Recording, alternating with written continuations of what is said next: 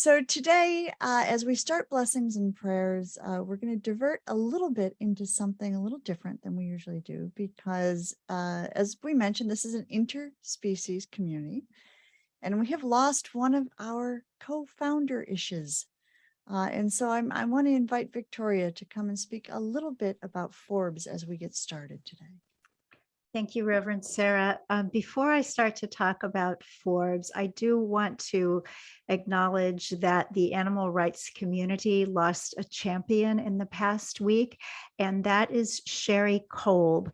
You know Sherry if you read one of her books like Beating Hearts, Veganism and Abortion, or also Mind If I Eat the Cheeseburger?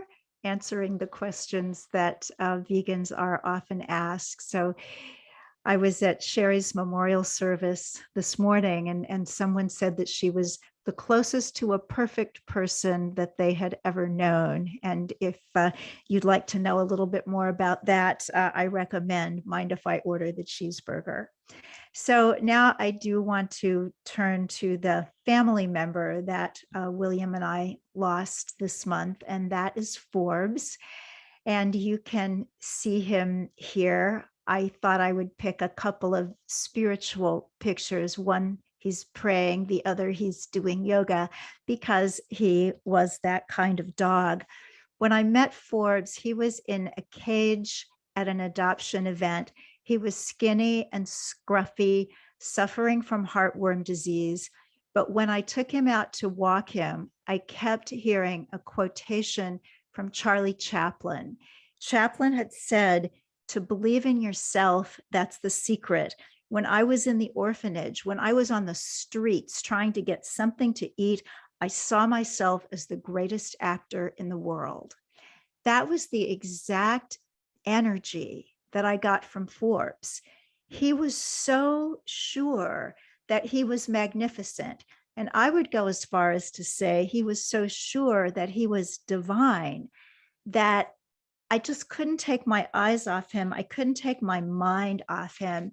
And he pretty much said, if you take me home, you're never going to regret it. So we did, William and I. And we found that he became our healer, was an incredible empath. We called him Dr. Forbes.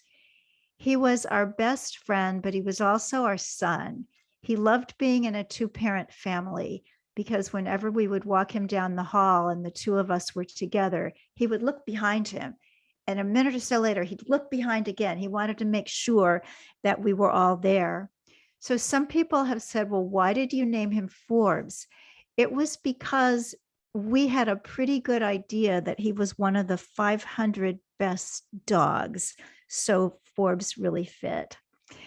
Now, we are urban people. And yes, Forbes liked going to the park and the dog runs, but he really liked Marshalls and Bed Bath and Beyond. He liked hotels. He liked buses and taxis and subways. And whenever he was on public transportation, everybody wanted to just get their hands on him. And even though I'm a dog petter myself, I didn't really understand this almost fighting need to get through a crowd to get a hand on this dog.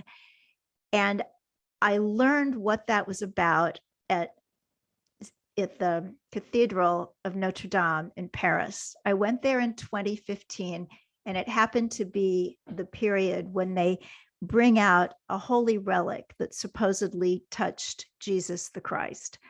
And I didn't really believe it was really that, but just in case, I stood in line for 3 hours with hundreds of other people to just get close to this thing and touch the case it was in. Because if maybe it touched him, I knew that touching that case would be important for me. When I came back home and everybody wants to touch Forbes, I got it. That when somebody is so pure and so connected to their divine essence, all the rest of us think, just let me touch that for an instant and I'll be healed too. Forbes healed a lot of people. And I certainly wish in the end that we had been able to heal him. We didn't even know he was sick. We thought he had hurt his back a little bit. But what happened was he had a very aggressive cancer and he was gone after 12 days. He lived absolutely fully up to his very last moment. And I promised him that I would do that too. And William, I know, has made promises to Forbes as well, because we were a threesome of soulmates, that's for sure. Rest in peace, Forbes, friend, healer, New Yorker.